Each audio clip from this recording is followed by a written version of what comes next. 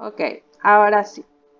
Muy bien, estamos aquí con el escritor Jorge Luis Cáceres. Él es quiteño, abogado y máster en criminología por la Universidad de Barcelona y máster en literatura hispanoamericana. Ha escrito los libros de cuentos Desde las sombras y también La flor de frío, Aquellos extraños días en los que brillo, Las moscas y otros cuentos. Eh, Como antologador preparó el dossier de narradores ecuatorianos por la UNAM y también, bueno, No entren al 1408, es una antología en español que es un tributo a Stephen King. Y justamente sobre ese tema es que vamos a hablar en este momento. Jorge Luis, muchas gracias por haber aceptado esta invitación para hablar aquí con los estudiantes de octavo año de la Unidad Educativa Felipe Costa von Buffal. Entonces, hemos estado hablando de Stephen King. Gracias por aceptar esta invitación. Cuéntanos un poco de este tema, de Stephen King y toda esa gran trayectoria que él también tiene. Buenas tardes. Primero agradeciéndoles por la invitación y saludándoles también a los estudiantes, a los chicos, por permitirse leer un tipo de literatura que es distinta. Generalmente cuando uno empieza a leer, y sobre todo en el colegio, este tipo de literatura, por lo menos cuando yo estaba en la escuela o en el colegio, no era bien vista, digamos, no era una literatura que se iba a consumir o que se iba a discutir con el profesor. ¿Por qué razón? Porque los temas que maneja Stephen King dentro de su literatura son temas un poco más involucrados con lo macabro, con lo siniestro, con los fenómenos paranormales, etcétera. Seguramente muchos de ustedes incluso ingresaron a conocer a este escritor a través de las películas. Es un escritor que es estadounidense, que nace en Maine. Es un escritor que en este momento tiene 73 años de edad y ha escrito desde que está en la etapa universitaria. De hecho, hay una característica de este escritor que él tiene o publica recién su obra cuando después de la universidad, es decir, él estudia también literatura en la universidad, es profesor, pero también tiene un trabajo a medio tiempo, porque proviene de una clase social que es la clase media de los Estados Unidos, la clase trabajadora.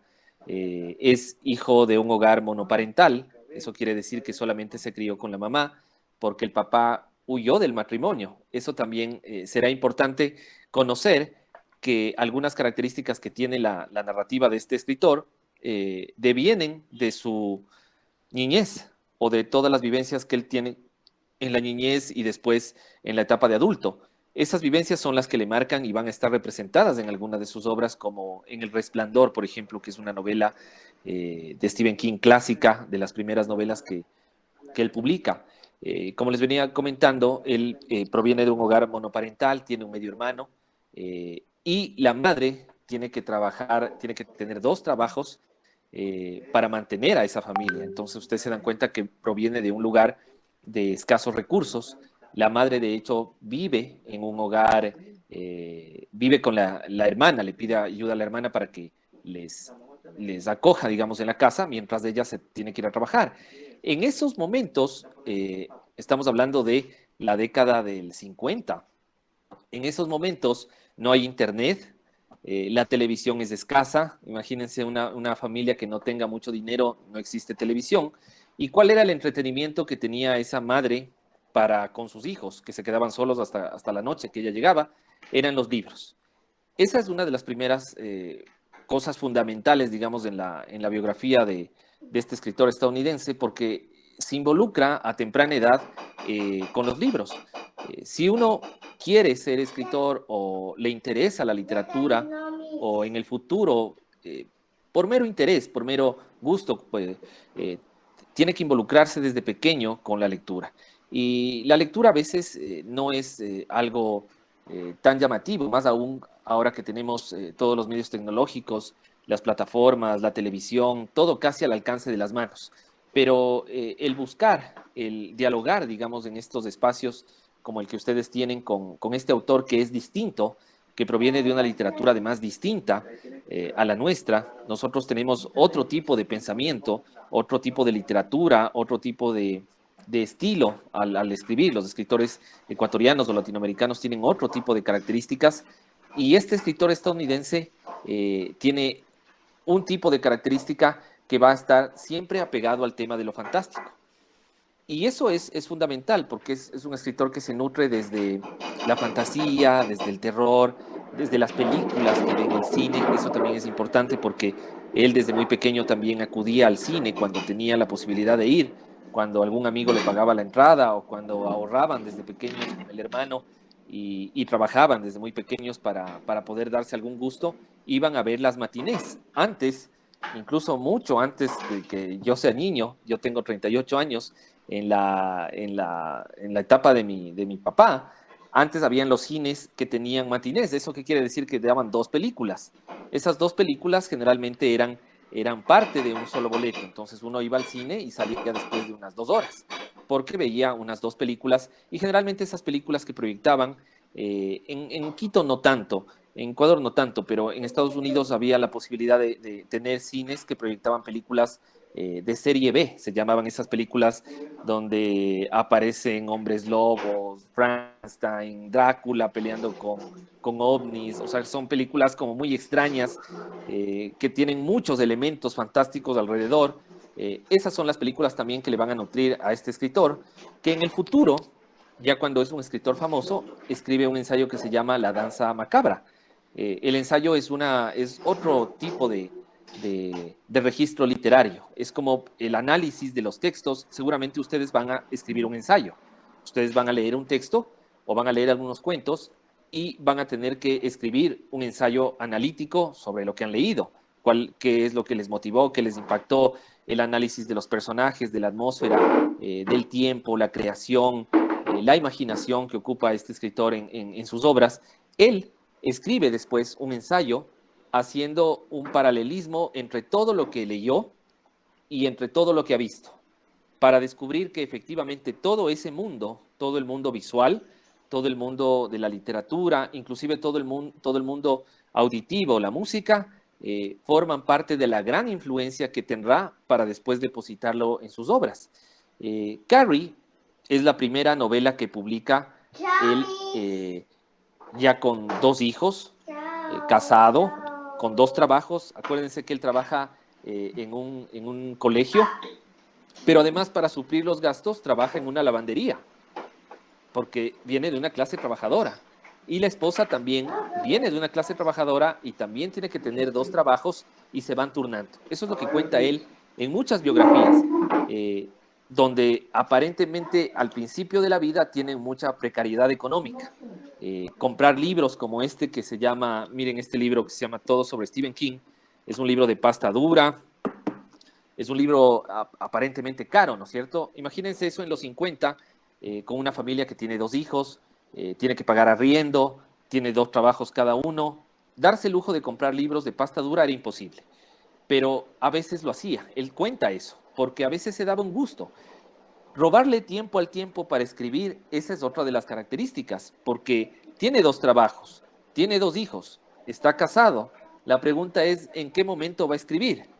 Pero había tiempo para la escritura, porque antes de la publicación de Carrie, ya Stephen King había escrito por lo menos 5 novelas. Una de ellas será una novela que después fue prohibida, inclusive en los Estados Unidos, y no fue reeditada. Es una novela que él escribe muy tempranamente, que ya les voy a conversar después de qué se trata.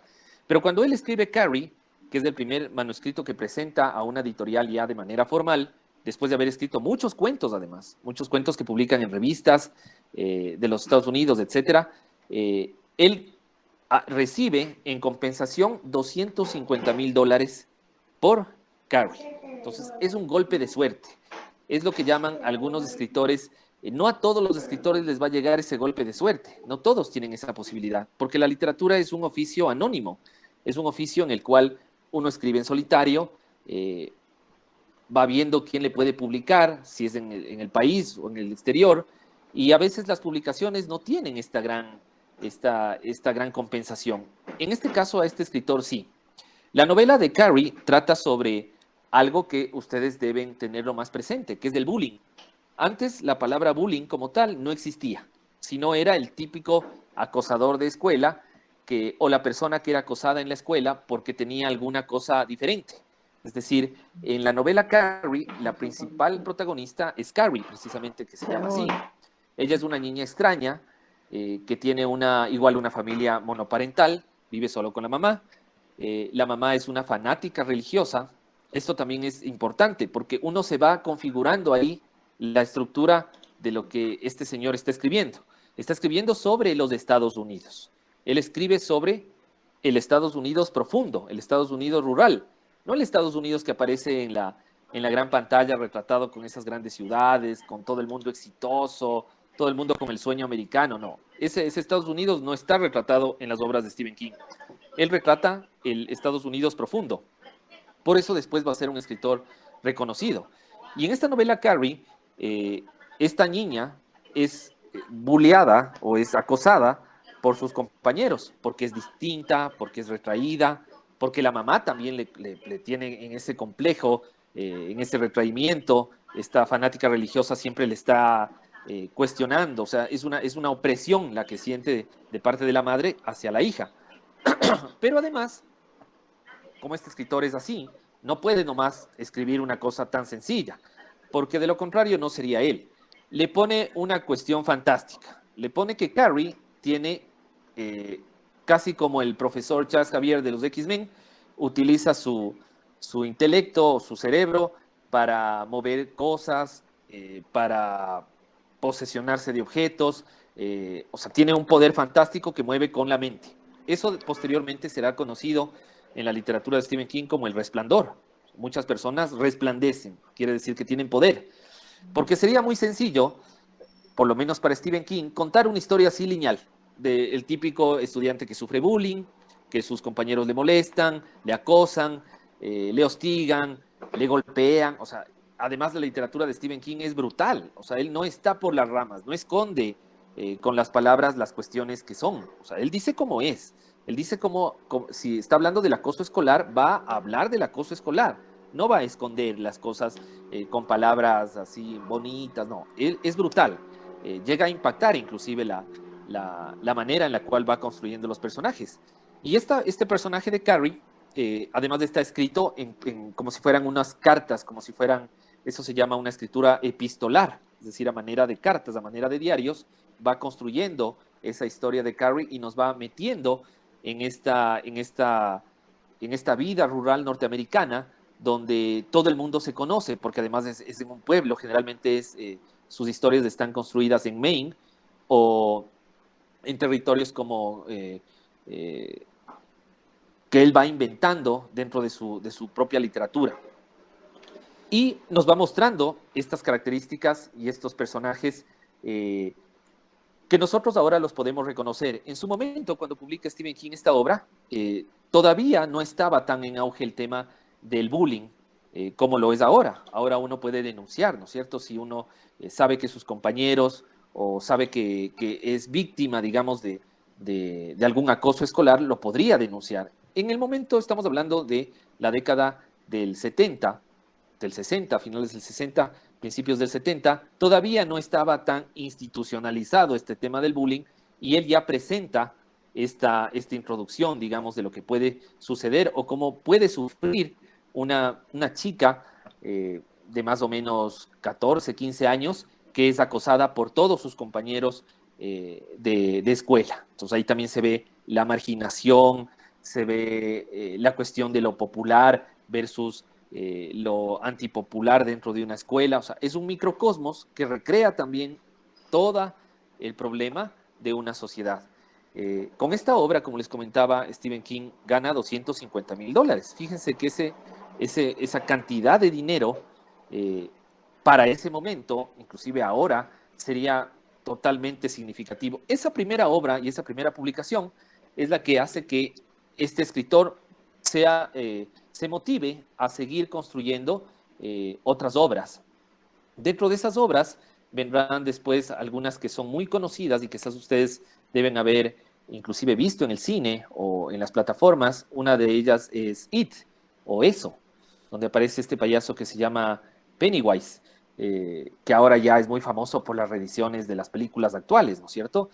Hay otra película otro libro que se llama El Resplandor, que es este que les mencionaba, que tendrá una segunda parte que es el Doctor Sueño. Publica también El Misterio de Salem Slot, que tiene que ver con vampiros. O sea, toda la obra de este señor siempre va a tener algo fantástico, siempre va a tener alguna cuestión fantástica, aunque a veces también hable sobre lo moderno. Hay un ensayo de él que seguramente les puede motivar también a leer, es un ensayo pequeño, que es una alegación. ¿Qué es un alegato? Un alegato es una defensa. Es decir, yo me pongo a favor de una cuestión y presento mis alegatos, presento mis razones del por qué. Él hace un alegato del por qué prefiere a Batman en lugar de Superman. Fíjense que estamos hablando de un señor que tiene 73 años. Y uno podría decir, pero eso es literatura seria, o sea, hablar de Batman y Superman y publicar, ¿eso es serio? ¿Eso lo haría Borges? ¿Eso lo haría Cortázar? ¿Eso harían estos escritores que nosotros tenemos así como gigantescos, como unas figuras monumentales que escriben solo cuestiones serias, que son unos tipos impolutos? No, eso lo hace un escritor que puede hacerlo. Eso lo hacen algunos. David Foster Wallace, que es otro escritor estadounidense, también lo hacía. Él opinaba sobre langostas, por ejemplo, o hacía ensayos sobre el tenis, o hacía ensayos sobre muchas cosas que aparentemente no tienen sentido, pero que al ponerle literatura, que esa es otra cosa, o sea, yo cuando cuento algo, puedo contarlo de forma normal, como coloquial, pero cuando le pongo literatura, aparece realmente la magia del escritor. Él hace estos alegatos entre Batman y Superman, y él prefiere a Batman. Prefiere a Batman porque Batman es humano. Él dice esto, dice en el alegato, prefiero a Batman porque Batman sangra, porque a Batman le duelen los golpes, mientras que Superman es un tipo que es invencible. O sea, la única falla que va a tener Superman es si tiene kriptonita al lado, tal vez le puedan ganar, pero tal vez, pero es invencible.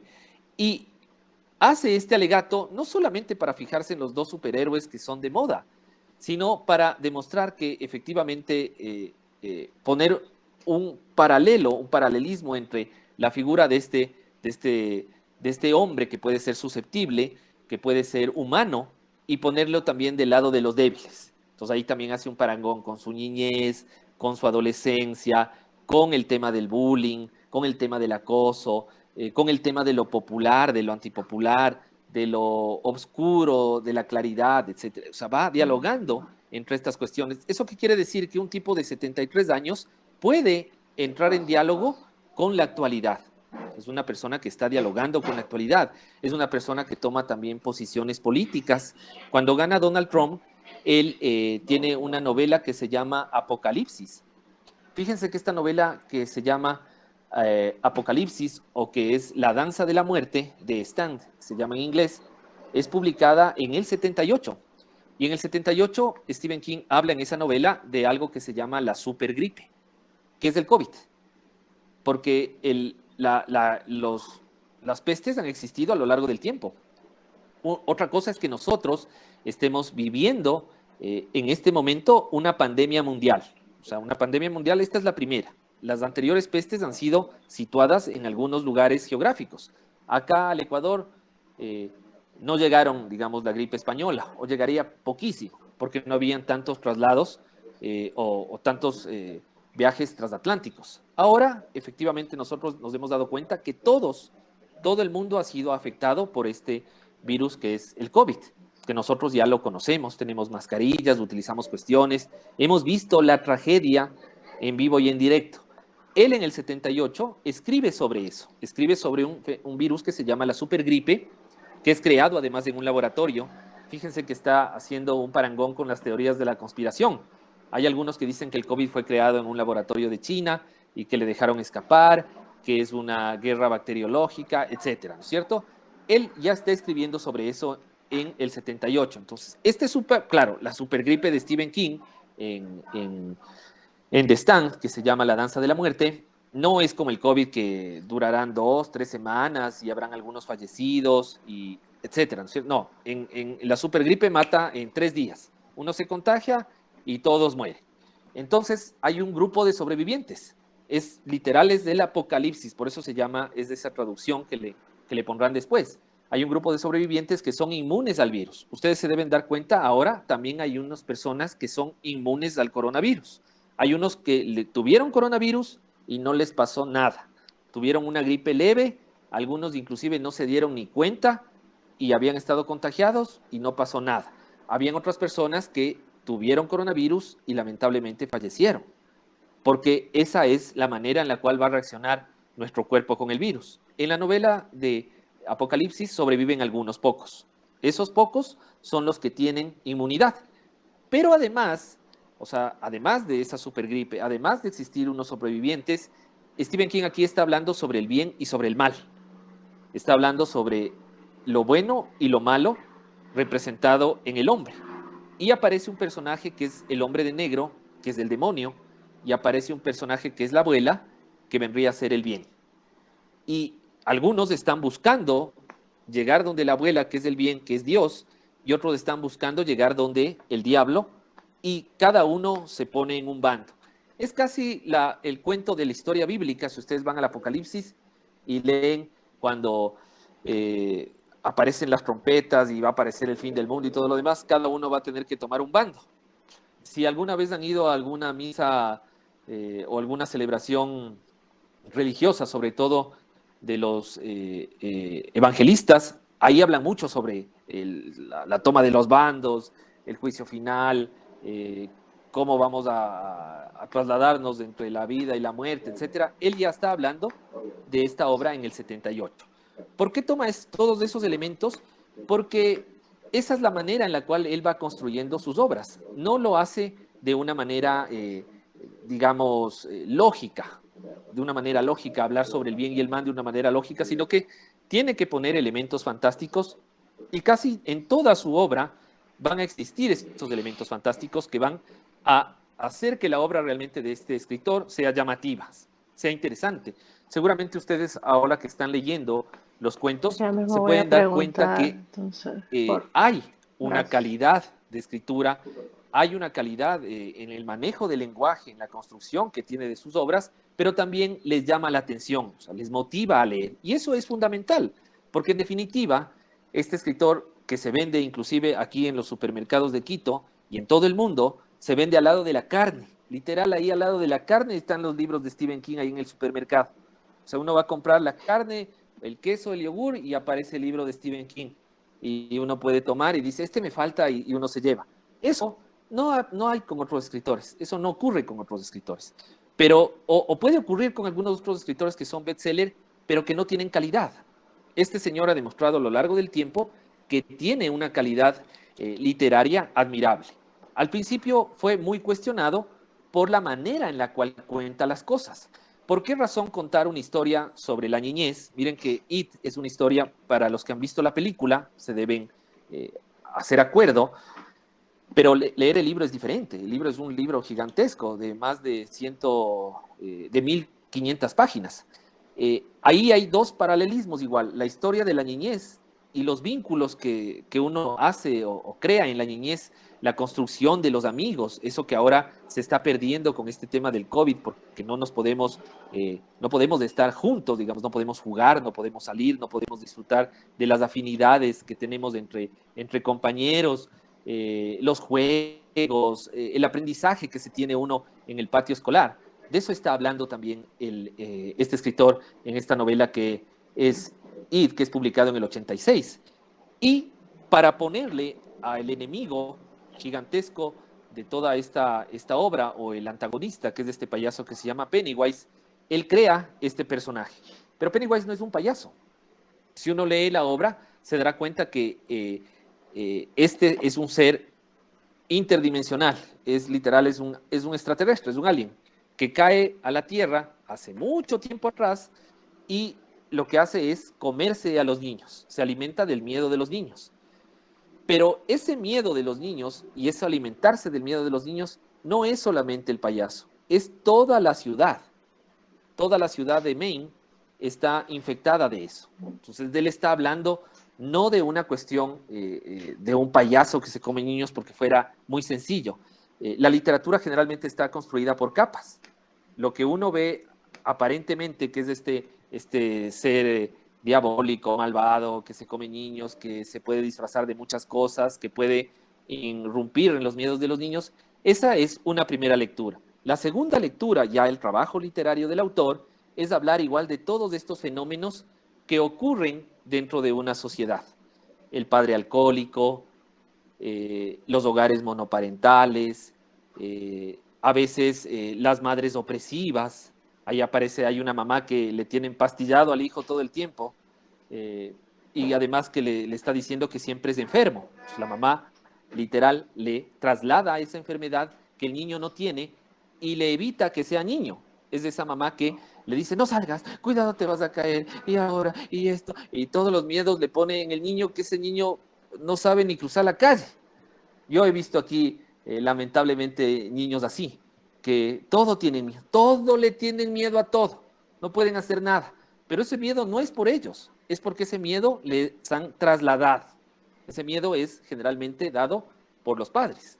O sea, ese miedo es trasladado. Eso también está colocando él en esa literatura. Si uno lee eso, dice, estos personajes literal tienen personalidad, o sea, tienen una profundidad, pueden ser reconocibles. Entonces, hay un personaje que tiene muchos miedos, hay otro personaje que es un poco más suelto, hay un personaje que es gracioso, hay un personaje que disfruta de la niñez, hay un personaje que sufre mucho porque tiene problemas familiares, es decir, en su casa hay maltrato, etcétera. Y fíjense que eso también uno tiene que conversar.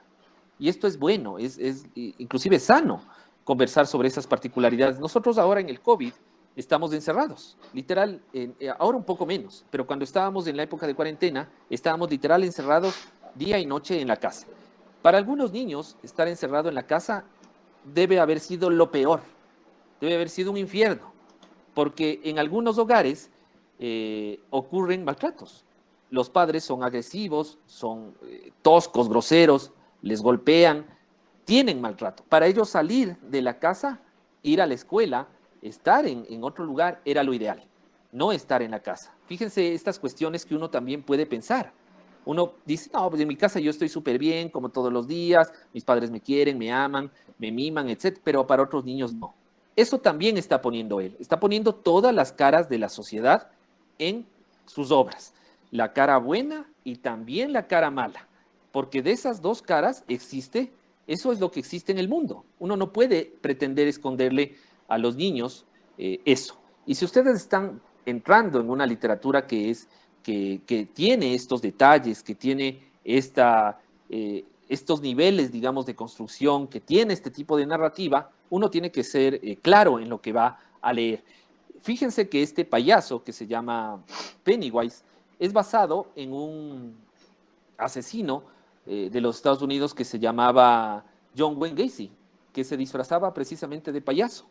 Y fíjense, este señor se disfrazaba de payaso y se iba a hacer obras de caridad en los hospitales, pero era un tipo terrible, terrible. Era una persona realmente muy mala, pero tenía estas cualidades. Se disfrazaba de payaso los fines de semana y se iba a divertirles a los niños y la gente decía, no, pues este tipo es un gran hombre. De eso también está hablando de lo que uno presenta, así, se muestra, y lo que uno también esconde en su personalidad. Entonces, cuando lean, también busquen adentrarse en eso, busquen conocer un poco más, buscar esos pequeños detalles dentro de los personajes, porque eso es lo que va creando la historia.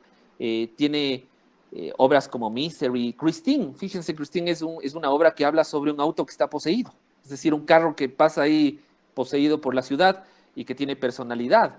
Tiene obras como Apocalipsis, que ya les comenté, El juego de Gerald, Insomnia, colecciones de cuentos, series de televisión, Cell. Hay una novela que se llama Cell, que es precisamente al momento que se crean los celulares como tal, será a inicios del 2000, que ya tenemos celulares inteligentes.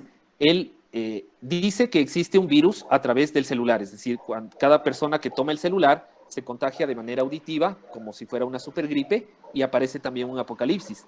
¿Por qué razón escribe eso Stephen King? Porque él no maneja el celular. Él le disgusta esto de aquí, porque significa una pérdida de tiempo.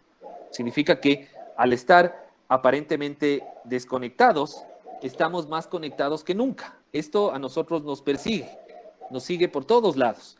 Y ya se van a dar cuenta a medida que vayan creciendo y ojalá no tengan unos padres que les sofoquen. Hay algunos padres que les siguen a los hijos por aquí. Le dicen, ya estás, yo sé, qué sé yo, el hijo le dice, estoy en tal lado. La mamá se mete al celular y le dice, mentira, yo te estoy viendo que estás saliendo de la casa de fulano, aquí te estoy viendo en el mapa. Eso ocurre porque estamos vigilados. Entonces él hace una conexión sobre esto, o sea, sobre la paranoia que tenemos ahora de estar totalmente conectados, siempre informados o aparentemente informados, o el seguimiento, la persecución que tenemos a través de esto, que es literal un implemento universal. Casi todo el mundo tiene celular y todo el mundo está literal conectado de mañana, tarde y noche. Sobre eso también está hablando. Otra cosa importante antes de terminar esta conversación es adentrarse en la Torre Oscura. La Torre Oscura va a ser el gran pilar de toda la narrativa de Stephen King. O sea, si ya les interesa leer a profundidad, digamos, claro, este sería como lo último para leer la Torre Oscura porque es como más complejo, pero dentro de la Torre Oscura hay una película también. Aparecen puertas tridimensionales que van a conectar a toda la Torre Oscura, la saga de las 7 tomos de la Torre Oscura, van a conectar con todas las obras. Es decir, los personajes que aparecen en Christine, en It, en El Resplandor, etcétera, van a aparecer también en algún momento en las obras de Stephen King. De hecho, en el Cazador de Sueños, que se llama Dreamcatcher, aparentemente los que han visto la película de It saben que Pennywise murió, ¿no es cierto? Al final muere. Ya, pero eso no ocurre. En Dreamcatcher aparece una que es además una parte de la Torre Oscura, que es además una parte de Stand, aparece en una torre una lápida, una placa, mejor dicho, que dice a los perdedores, en honor a los perdedores que derrotaron a Pennywise en el verano de no sé qué. Entonces aparecen los nombres de Beverly, el Tartaja, que es el tartamudo, que es Bill, etcétera, Richie, todos. Y aparece ahí un grafiti gigante que dice Pennywise vive. Eso quiere decir que Pennywise está vivo, o sea que no le pudieron matar realmente y que sigue polulando, digamos, en este gran universo literario que ha creado este escritor norteamericano.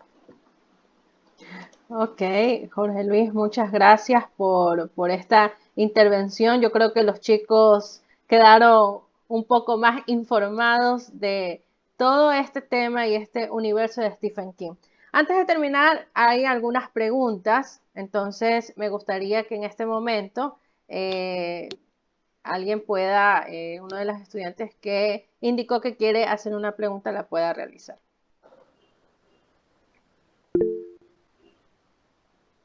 A ver, Omar Buenas tardes. A ver, vamos con Melina. Vamos, Melina, pregunta. Buenas tardes, señor Cáceres. Lo saluda Melina Villacreces. Y mi pregunta es, ¿cuál fue el propósito de crear una antología de Stephen King y en qué se siente identificado con él?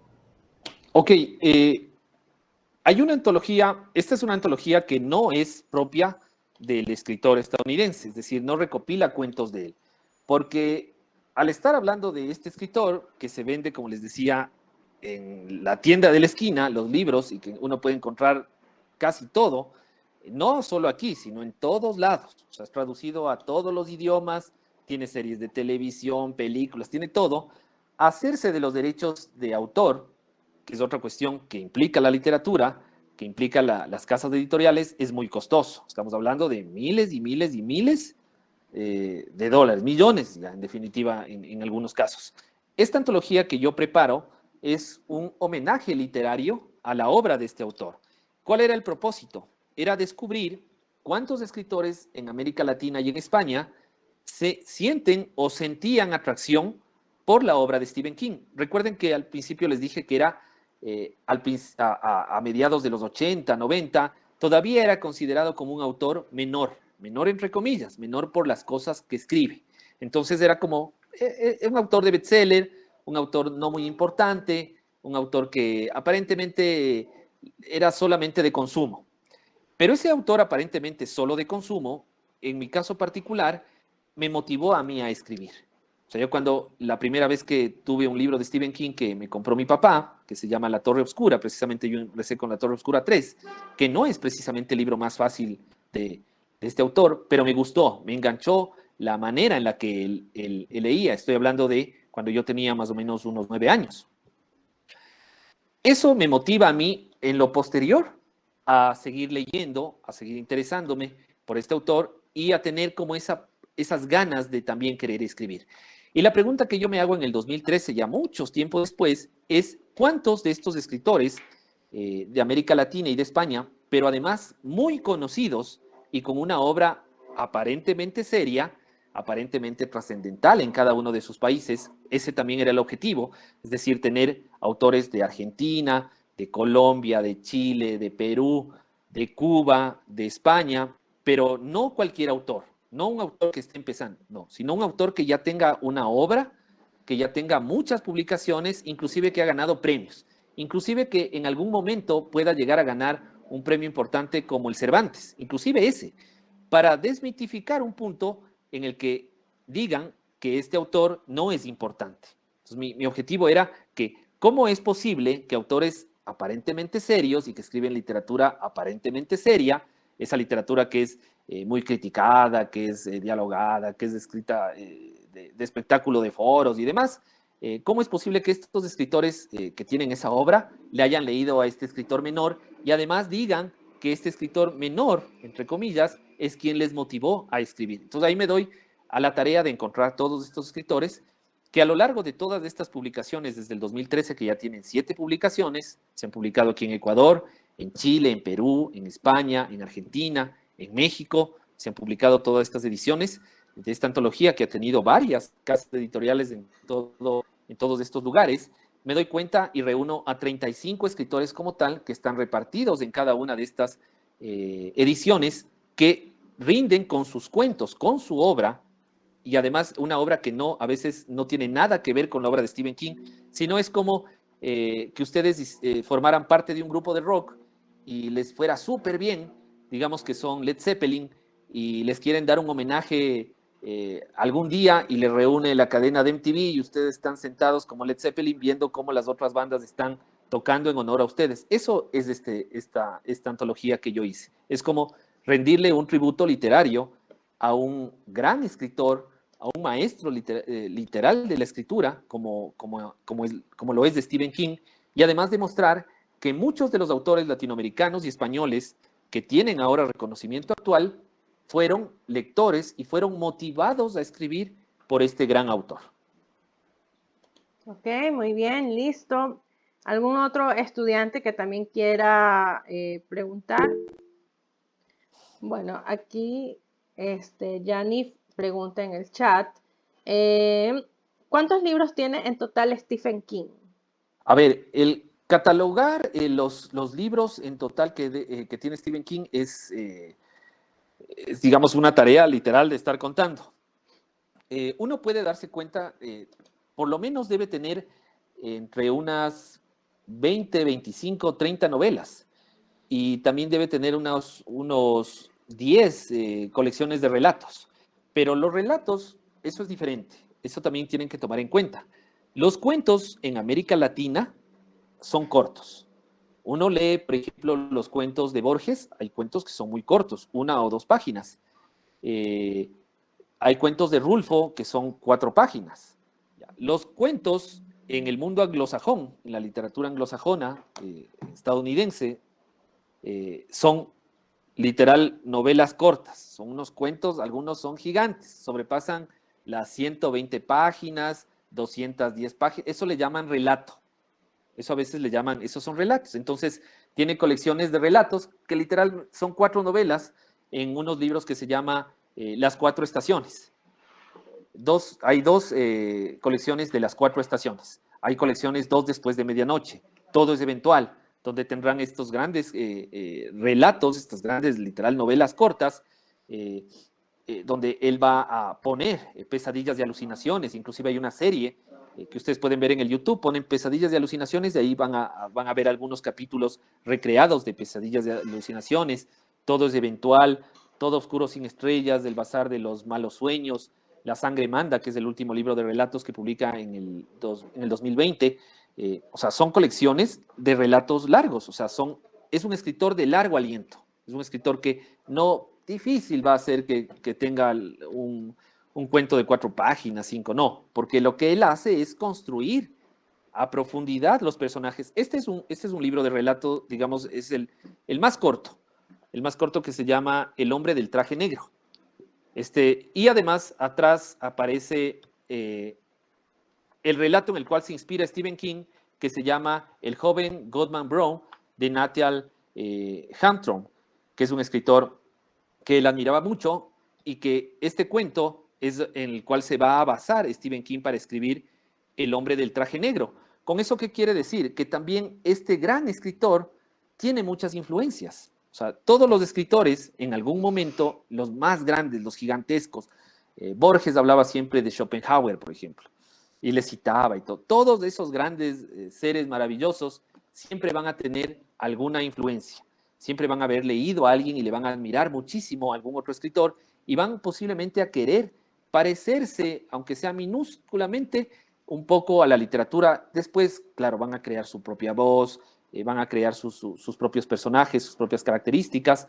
Este escritor también tiene guiones, también muchos de sus obras han sido llevadas al cine y en algunos casos él ha sido el guionista de su propio libro, porque eso también es distinto. Si alguno de ustedes quiere ser cineasta o se involucra en el mundo del cine, recuerden que ahora en este país puede pasar ya todo y eso es bueno. Tenemos campeones olímpicos, tenemos cineastas, solo la selección de fútbol nomás no gana nunca, pero de ahí todo lo demás es positivo. Todo lo demás es positivo. Si alguno de ustedes quiere ser guionista o cineasta, van a descubrir que el libro, el registro literario, es distinto al guión de cine. Entonces van a tener que tomar el libro y transformarle en un guión. ¿Eso qué quiere decir? Que van a tener que escribir los diálogos, los personajes, los ambientes. Eso también ha hecho él en sus propias obras, como en Creepjob, en Calles, en Máximo Overdrive, que es una película malísima, porque no todas las películas de Stephen King son buenas tampoco. O sea, no todas creen ustedes que son buenas. También participado en episodios de El Expediente Secretos X. En Kingdom Hospital también escribió un guión. Ha escrito también ensayos, como les mencionaba, ha escrito también ensayos que se llaman libros de no ficción. Entonces, él hace ensayos en La Danza Macabra, que les comentaba, en Mientras Escribo, que es un libro como un taller de escritura. O sea, uno lee Mientras Escribo y es la biografía de este autor, pero además a uno le va dando claves de cómo escribir. O sea, porque uno dice, ¿y este tipo cómo escribiría tanto? ¿Cómo escribiría, o sea, una obra gigantesca, unos libros monumentales,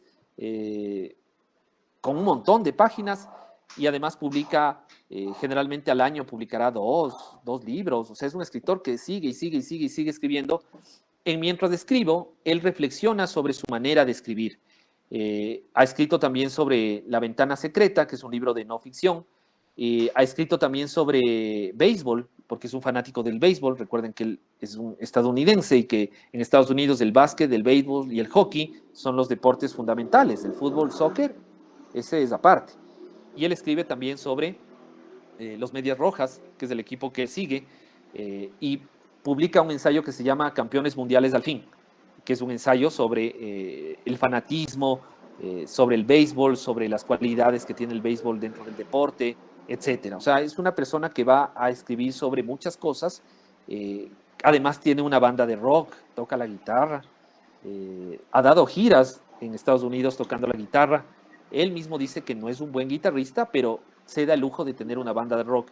Eso a través de la literatura. Es un escritor que ha tenido la suerte, la fortuna, el trabajo y la dedicación para convertirse en lo que es ahora. O sea, es un tipo que ha trabajado intensamente dentro de su literatura, pero que además ha tenido esa buena fortuna de que sus obras han sido publicadas y han llegado a ser leídas por millones y millones y millones de personas, y seguirá así hasta la eternidad. O sea, ya este escritor traspasó, digamos, la frontera de lo que un escritor en la época moderna quisiera. Posiblemente es uno de los autores más leídos alrededor del mundo.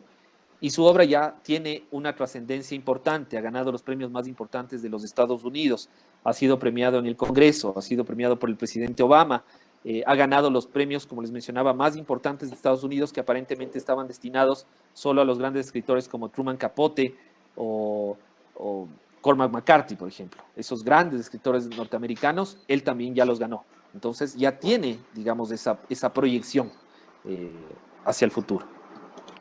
Ok, muy bien, muchas gracias por de esta forma poder conocer un poco más de Stephen King. Yo creo que los chicos ahora pueden visualizar mucho mejor y entender tal vez desde ese punto de vista todas las historias que él escribe porque parten también de su propia vida, ¿no?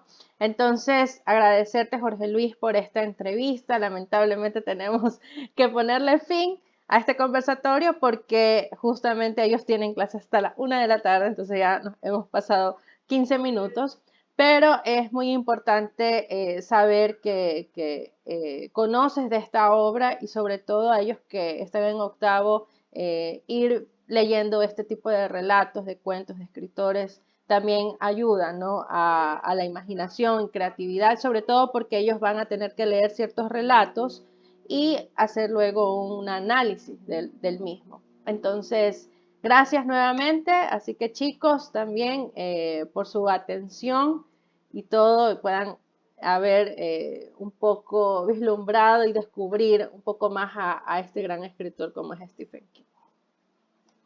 Muchas gracias por la invitación y les deseo buenas tardes. Ok, gracias. Chao. Chao, hasta luego. Chao.